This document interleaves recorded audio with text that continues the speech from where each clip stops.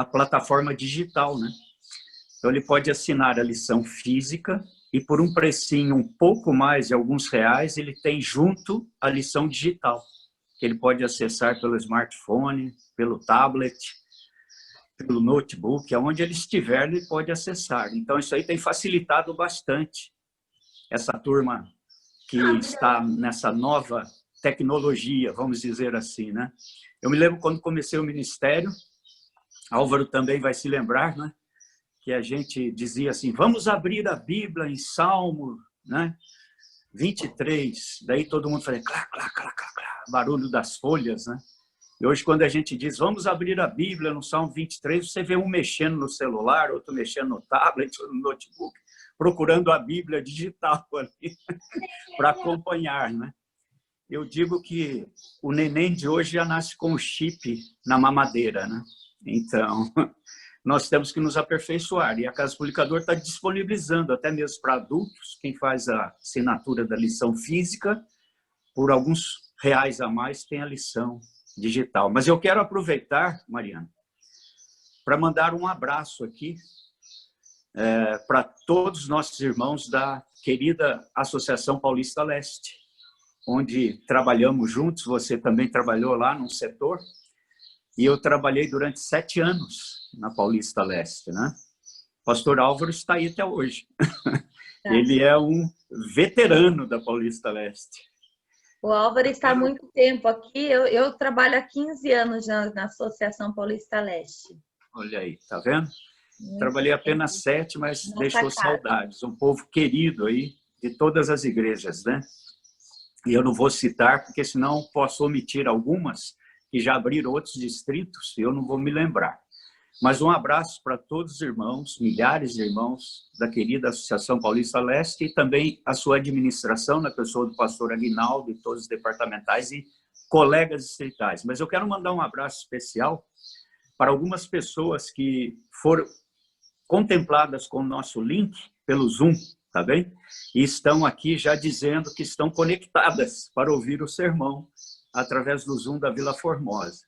Nós temos Gilberto e a família em São José dos Campos, o Edmilson em Mogi das Cruzes com a sua família, temos o Gerson Maciel, um querido amigo e sua família em Curitiba, temos também aqui a Cristina Fatucci, que está na cidade de Richmond, na Virgínia, Estados Unidos, pastor Gerson Pereira dos Santos, que também foi da Leste, hoje é vice-secretário da Associação Geral em Washington, está conosco.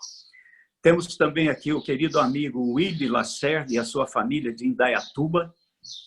Temos aqui a Raquel Carvalho, minha concunhada em Piracicaba, a Daniela Salvio em Piracicaba também. Temos aqui o doutor Edson e a sua esposa em Piracicaba. E temos muitos outros conectados conosco aqui nessa manhã, viu, Mariana? Pessoas aqui do Brasil e também ao redor do mundo. Que bênção, pastor. O senhor vê como o senhor é querido por aí, né? E nós temos aqui um amigo seu da Paulista Leste. O senhor viu aqui? O Joãozinho. Ah, o Joãozinho está aí. O Joãozinho está aqui para te prestigiar também, viu? Que bom. Também tenho minha filha e o meu genro e o meu netinho, que agora eu sou avô, viu, Mariana? Tem o Telzinho, que está lá em Meia Praia, Itapema, em Santa Catarina, juntamente com o irmão Enoque e a Carol, sua esposa, que são meus consogros. Então, um abraço aí, Vinícius, Stephanie, Theo, Carol e Enoque, para vocês. Se o pessoal puder abrir as câmeras para a gente conhecê-lo, seria ótimo. Então, vamos ver se eles conseguem apertar ali o vídeo. O vídeo para a gente conhecê-los vai ser muito bom. Pastor, o momento é com o senhor ali, olha, que lindos. Prazer, viu? Dizem que ele é a cara do... bonito, né? Dizem que ele é a cara do avô, não sei não. A genética tem, né, pastor? Pois é. É isso que mesmo. Deus te abençoe hoje e sempre, pastor. Agora o momento Amém. É com o senhor. Fique à vontade e se sinta em nossas casas, viu, pastor? Amém. Queridos irmãos, antes de abrirmos a palavra de Deus, vamos fazer então uma breve oração para que seu Espírito nos ajude. Querido Pai, nosso Deus celestial, Criador, mantenedor, damos-te graças, porque em meio a essa reviravolta mundial, tu nos disponibilizas esse canal tecnológico para que possamos abrir a tua palavra e falar do teu evangelho. Ajuda-nos nesse momento, quando estaremos estudando a mesma. Que o Santo Espírito toque no coração de cada um de nós e também dos ouvintes. Em nome de Jesus. Amém, Senhor.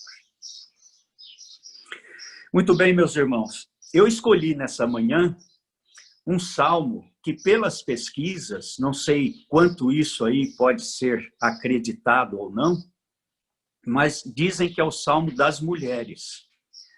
E este salmo é o de número 46. Os homens têm preferência pelo Salmo 91. E segundo essa mesma pesquisa, que diz que o Salmo 46 é o das mulheres, preferido delas, diz que o Salmo 23 é o preferido das crianças. Então nós vamos estudar hoje esse salmo em homenagem a elas, as irmãs da igreja, tá bem? Mas vai servir também como lições de Deus para o nosso aprendizado, para todos nós, membros da Igreja de Cristo na Terra. Vamos ler então aqui os versículos do Salmo 46. Diz assim: Deus é o nosso refúgio e fortaleza, socorro bem presente nas tribulações. Portanto, não temeremos, ainda que a terra se transtorne e os montes se abalem no seio dos mares, ainda que as águas tumultuem, espumejem e na sua fúria os montes se estremeçam. Há um rio cujas correntes alegram a cidade de Deus, o santuário das moradas do Altíssimo. Deus está no meio dela, jamais será abalada. Deus ajudará desde amanhã. Bramam nações, reinos se abalam, ele faz ouvir a sua voz e a terra se dissolve. O Senhor dos exércitos está conosco, o Deus de Jacó é o nosso refúgio. Verso 8 e 9 diz assim: Vinde, contemplai as obras do Senhor, que assolações efetuou na terra. Ele põe termo à guerra até os confins do mundo. Quebra o arco, despedaça a lança, queima os carros no fogo. Vamos parar por aqui.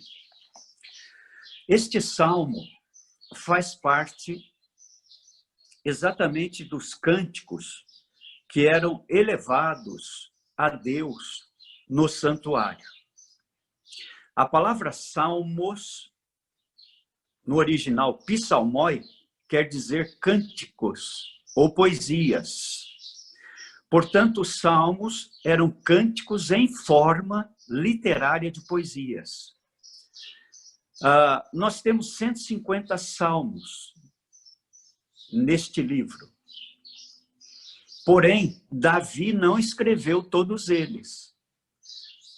O Salmo 46, que acabei de ler, foi escrito pelos filhos de Corá. Eles participavam dos cânticos no templo. Os salmos também têm como autores diversos que são anônimos, e tem alguns que são conhecidos. Por exemplo, Moisés escreveu o Salmo 90. Salomão também foi autor dos salmos. E Davi escreveu mais de 55% dos 150 salmos. Então, tome cuidado quando você for pregar sobre um salmo.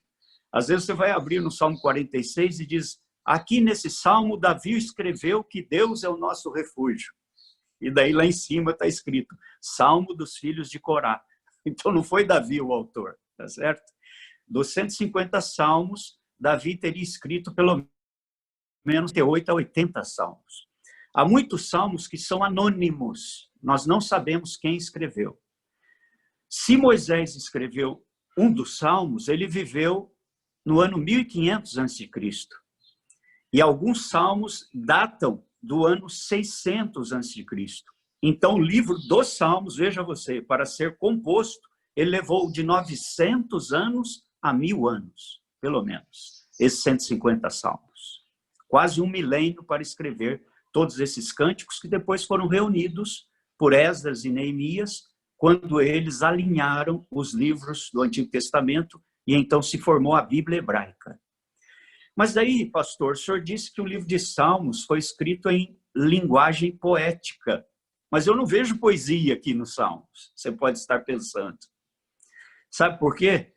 Porque o elemento principal da poesia em português é a rima, não é verdade? O Joãozinho sabe, todos sabem, as crianças, né? Vamos falar uma rima facinha aí para as crianças. Diz assim: criancinha, quando chora, põe a mão no coração. Batatinha, quando nasce, espalha ramas pelo chão. Então, rimou aí criancinha com batatinha, não é? E rimou chão com coração. Então, a poesia em português, se ela não tiver na sua característica métrica a rima, não tem graça. Não é? Uma poesia fantástica de um autor e compositor brasileiro que se chama A Porta. Não sei quantos já ouviram ou leram essa poesia. Essa poesia, deixa eu ver se eu me lembro mais ou menos dela, faz muito tempo que eu não a recito novamente, mas essa poesia diz assim: A porta, eu sou feita de madeira, madeira, matéria morta, mas não há nada nessa vida mais viva do que uma porta. Eu abro prazenteira para passar a cozinheira, eu abro de sopetão para passar o capitão, eu abro devagarinho para passar o menininho. Eu só não abro para essa gente que diz, não importa, que quando uma pessoa é burra como uma porta. E daí a poesia vai por aí afora, não é? E no fim da poesia ela diz assim: eu fecho as janelas da casa, eu fecho o portão e o fundo do quintal, mas eu só vivo aberta no céu. Então, na realidade, essa porta que representa a porta da salvação, que ainda vive aberta no céu, ela é cheia de rima, né? Eu abro devagarinho para passar o menininho, eu abro de sopetão para passar o capitão. Mas como é que é ler salmos e não ver rima, não ver poesia em salmos? Bom, eu vou explicar para você. Acontece que o elemento principal da poesia hebraica não é a rima, mas é o paralelismo das ideias. Quando você vai ao Salmo 1, vamos aqui a ele, para tirar um exemplo, você vê aqui um paralelismo chamado paralelismo de sinônimo. Olha, por exemplo, o Salmo 1, comigo, versículo 5.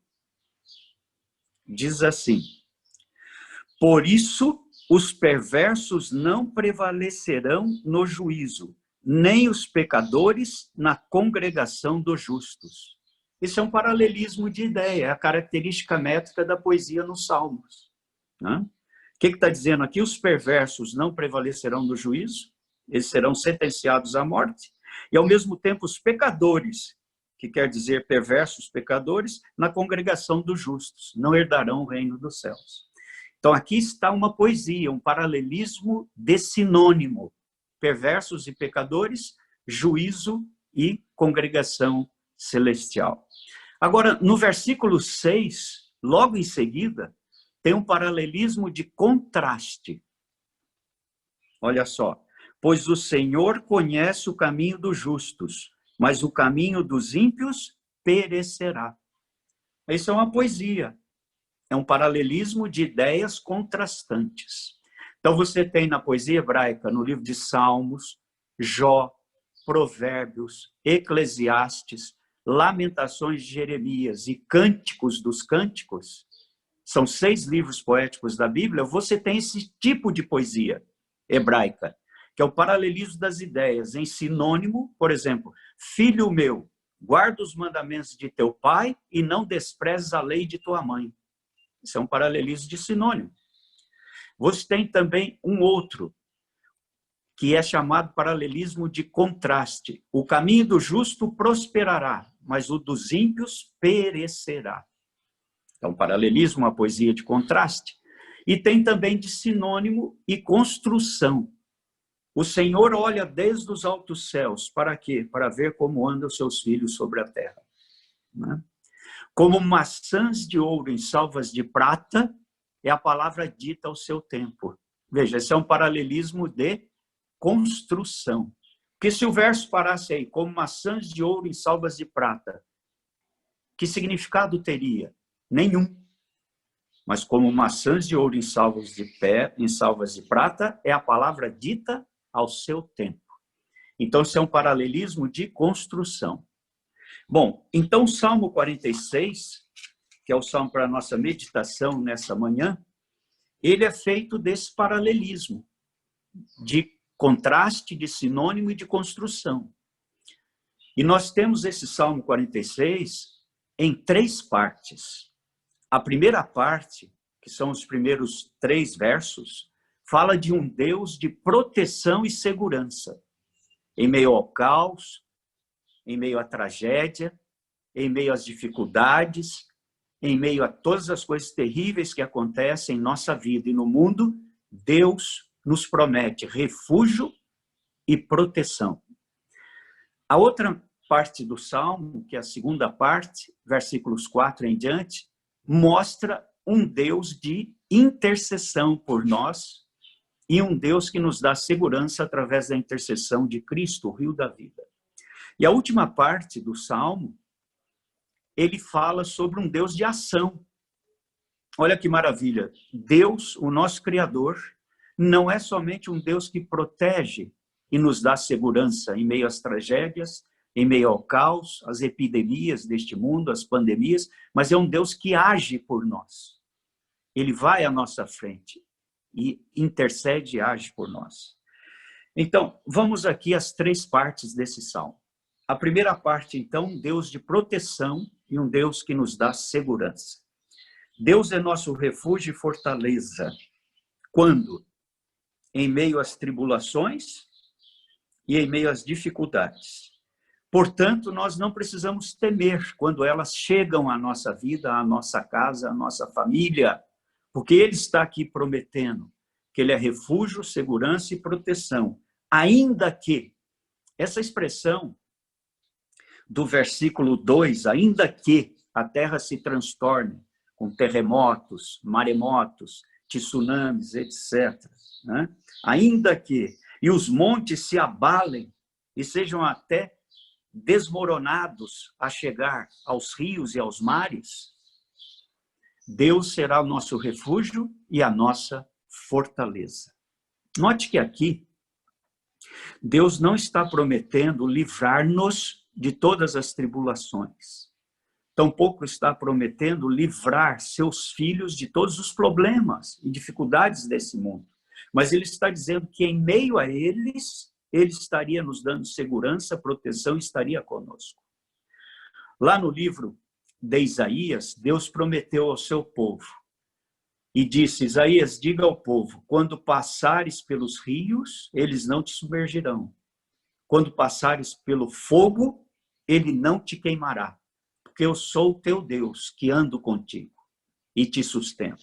Então, Deus não é como aquele amigo que chega para você na hora da morte de um ente querido, como vimos a oração intercessória hoje por vários que perderam seus familiares, não é? E diz assim: olha, isso vai passar. Confia em Deus. Vamos orar, irmão, que isso daí vai passar.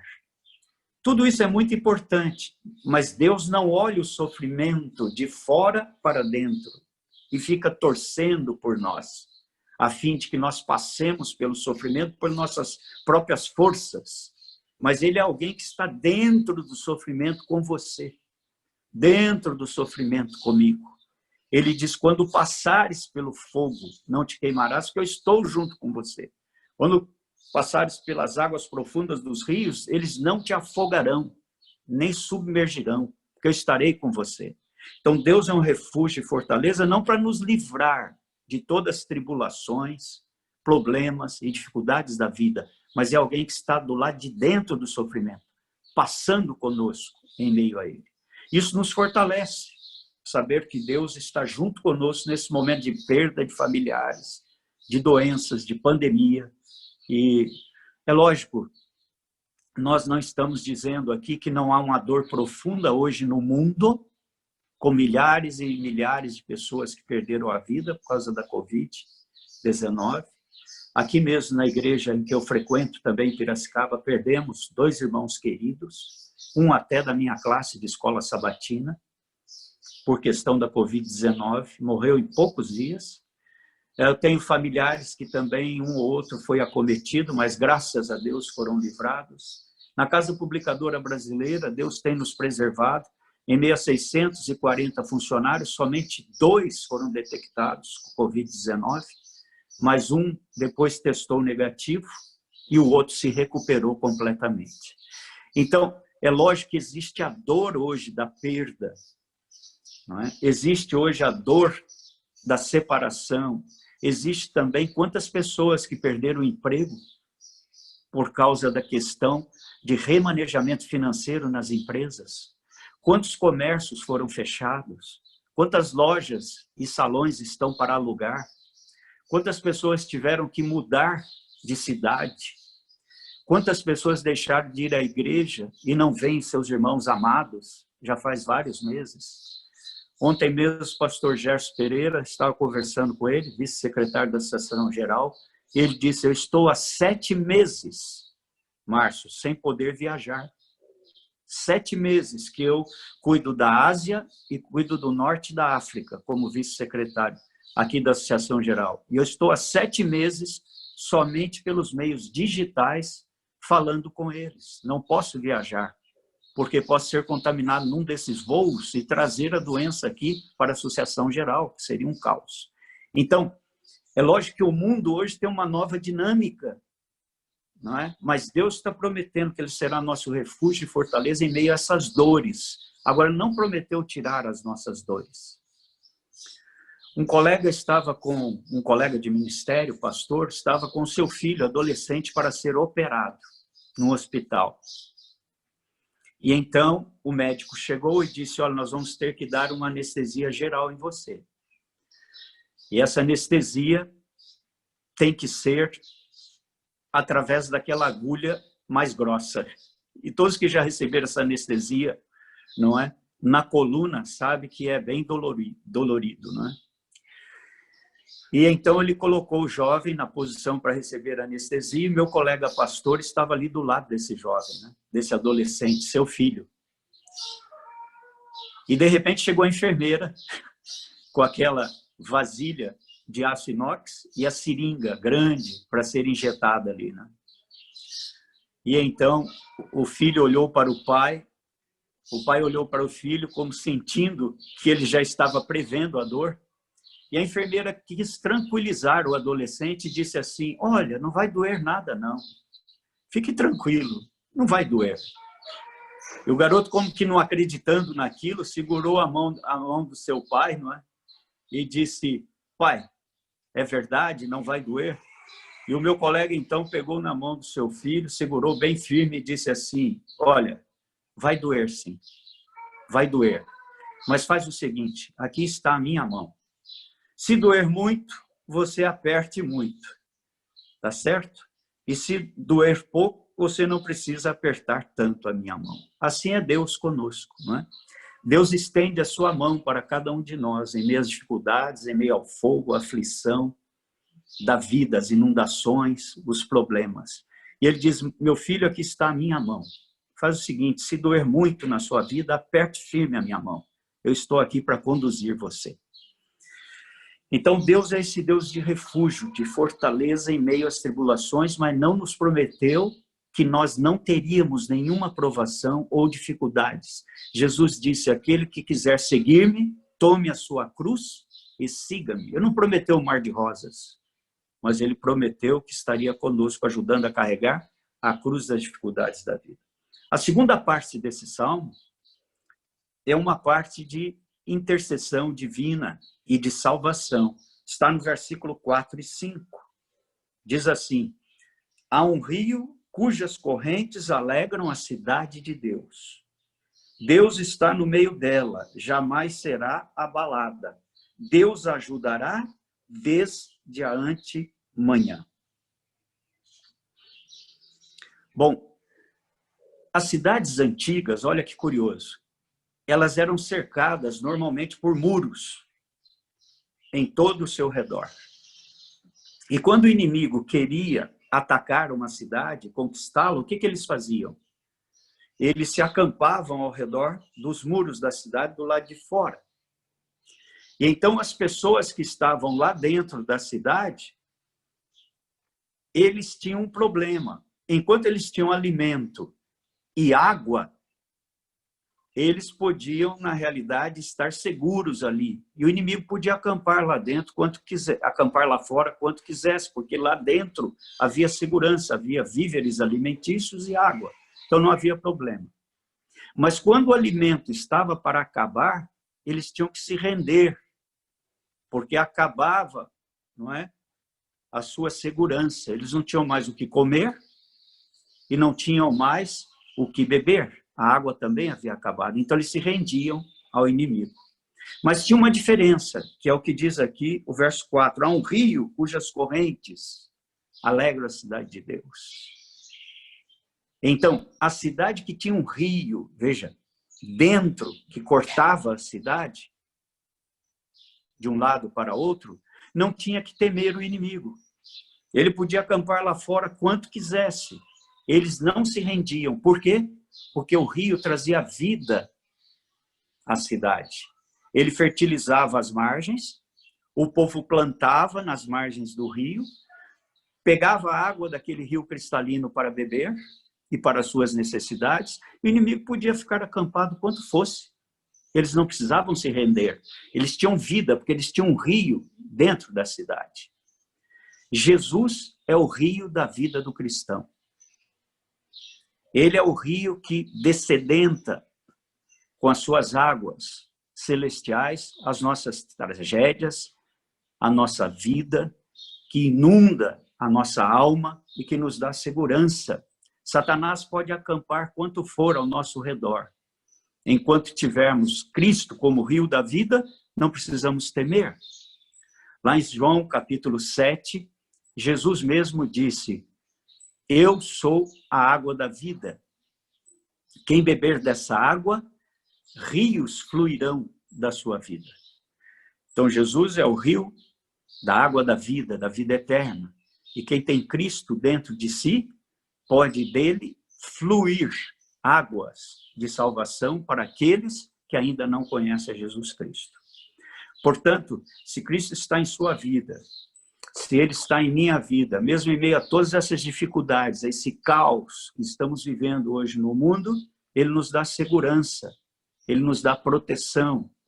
Ele é o rio que está tirando a nossa sede espiritual e nós podemos também fluir água da vida para aqueles que estão ao nosso redor. A última parte desse salmo, ela está nos versículos 8 e 9. E aqui vai nos mostrar não um Deus de proteção e segurança, não um Deus que está intercedendo por nós como o rio da vida, não é? Que é Cristo, o nosso Salvador, mas é um Deus de ação, um Deus que age pelos seus filhos. Diz assim: vinde, contemplai as obras do Senhor, que assolações efetuou na terra. Ele põe termo à guerra até os confins do mundo, quebra o arco, despedaça a lança, queima os carros no fogo. Bom, então aqui você está vendo um Deus que também age pelos seus filhos em meio às dificuldades desta vida, não é? Jesus disse: vinde à parte e repousai um pouco. Depois ele mesmo disse: vocês devem orar e vigiar também todo momento. Enquanto vocês estão repousando, meditem. Enquanto vocês estão em meio à caminhada e jornada da vida, peçam a Deus proteção, que eu estarei convosco todos os dias até a consumação dos séculos. Então, esse Deus é o Deus que vai à nossa frente, ele envia o seu anjo à nossa frente, para, então, destravar o caminho e nos ajudar em nossas dificuldades e em meio às tragédias e ao caos que às vezes se instala em nossa vida. É um Deus de ação. O que ele faz? Ele faz em toda a terra, ele tem as suas obras como põe termo às guerras, quebra o arco, despedaça a lança, queima os carros no fogo. Aqui está falando de um cenário de guerra, não é?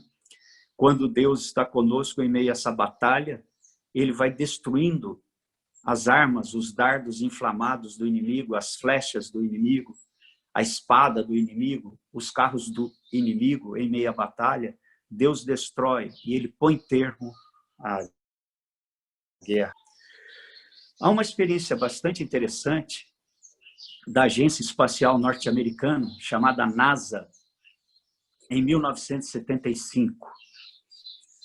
Naquela época, 45 anos atrás, não é? 1975 para 2020, 45 anos atrás, nós não tínhamos a tecnologia dos computadores como temos hoje, mas a NASA, junto com seus engenheiros espaciais, criaram um projeto chamado Viking 1, que em português quer dizer Viking 1. Eles construíram 2 módulos interplanetários. E esses módulos, que receberam o nome de Viking 1 e Viking 2, custaram cerca de $1 bilhão. Bem, irmãos, estamos falando de 45 anos atrás. É muito dinheiro. Imagina hoje quanto seria $1 bilhão fazendo a atualização monetária. E qual era o objetivo de construir essa missão com a Viking 1 and 2? Eles queriam acoplá-la a um foguete e então enviar esse módulo intergalaxial até o planeta Marte.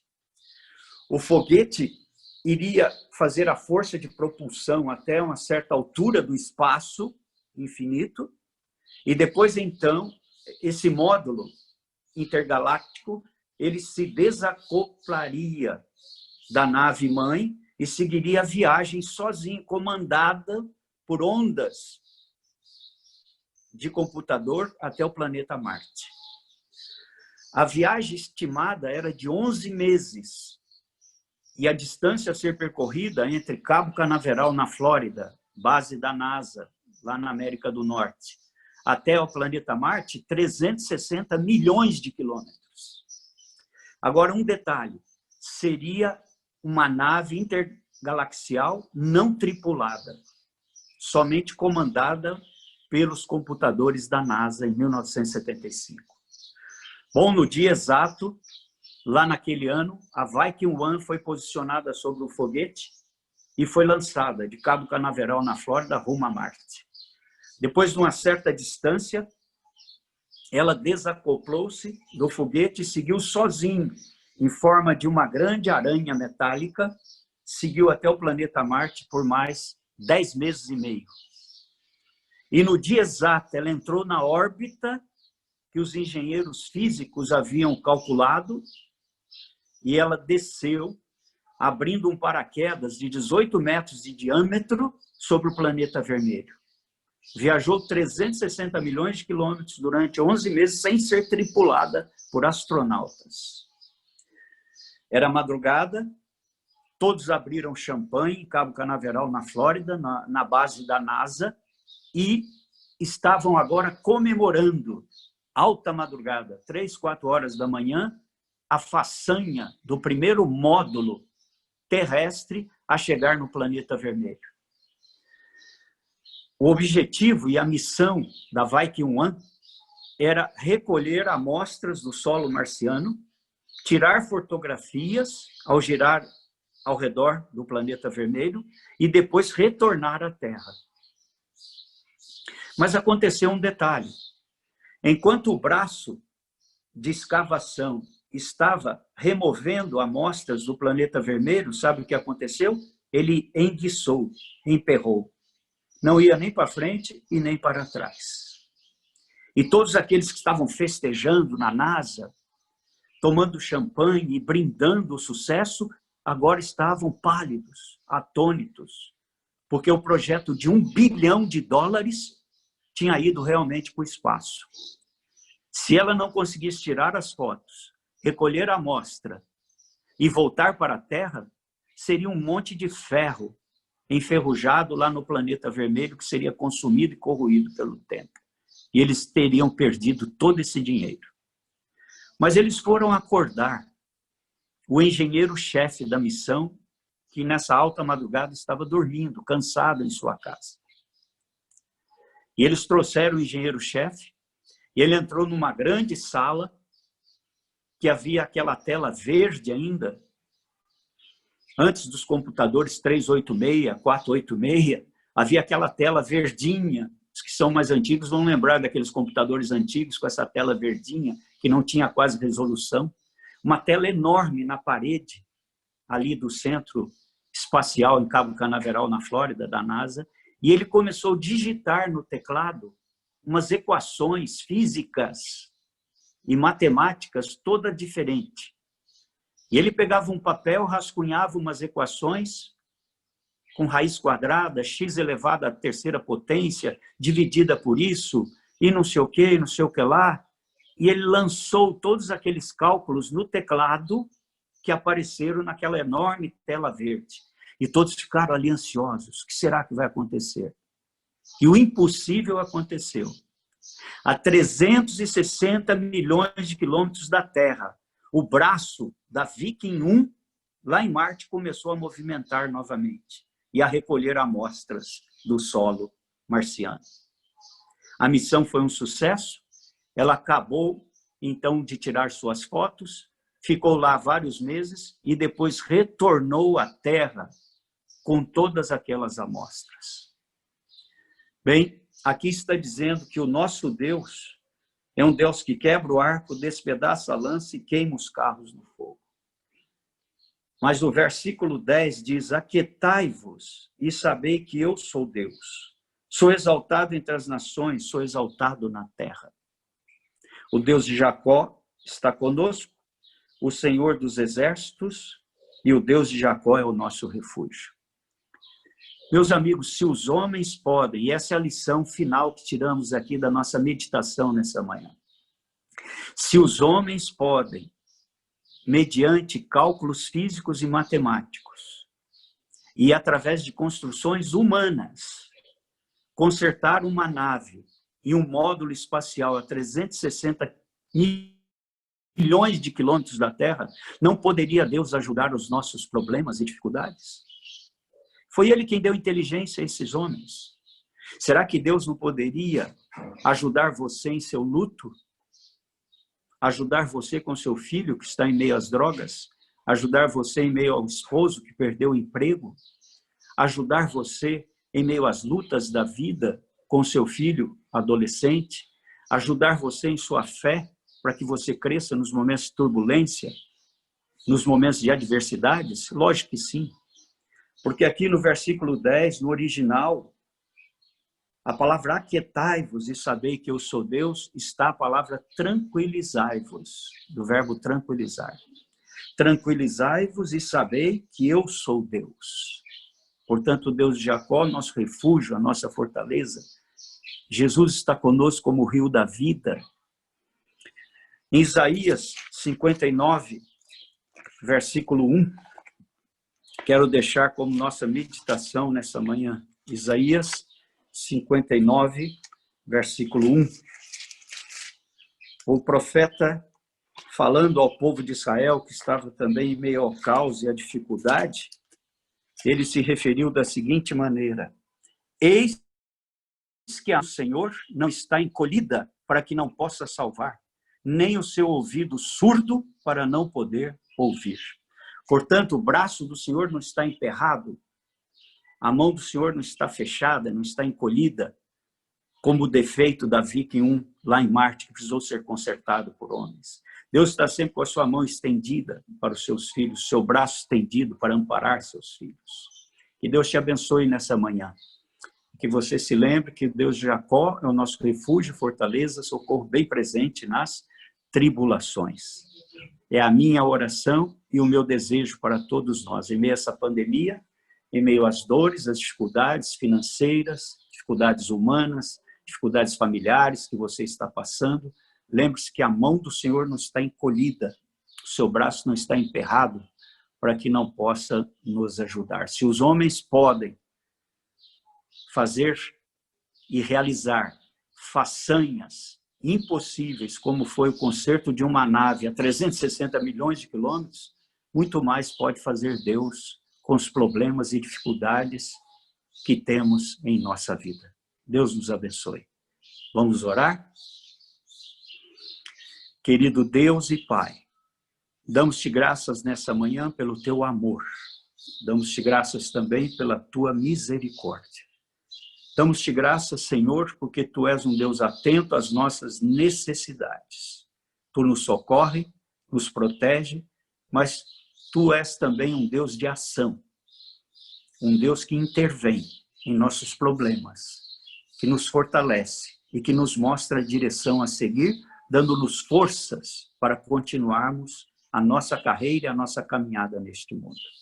Ajuda a cada um que ouviu a tua palavra nessa manhã. Seja nosso refúgio e fortaleza. Vá à nossa frente, destravando o caminho, ajudando em meio aos problemas, para que tenhamos dos altos céus a iluminação do Santo Espírito para fazer a nossa parte, enquanto tu podes fazer a sua. Tu és o Deus do impossível. Se os homens podem, mediante complicados aparelhos eletrônicos e meios humanos, consertar uma nave a milhões de quilômetros da Terra, quanto mais tu podes fazer por aqueles que te amam e que acreditam que tu és o Criador e sustentador de todas as coisas. Dá-nos um sábado feliz em tua presença. Abençoa todos os irmãos da Igreja de Vila Formosa, em São Paulo, todos aqueles que nos assistiram, e a tua obra na face do mundo, para que, como rio de água da vida, Cristo possa habitar em nós e nós possamos fluir águas e derramar bênçãos sobre aqueles que ainda não o conhecem. Para que um dia estejamos juntos, numa terra em que nunca mais haverá dor. Pedimos tudo em nome de Jesus. Amém.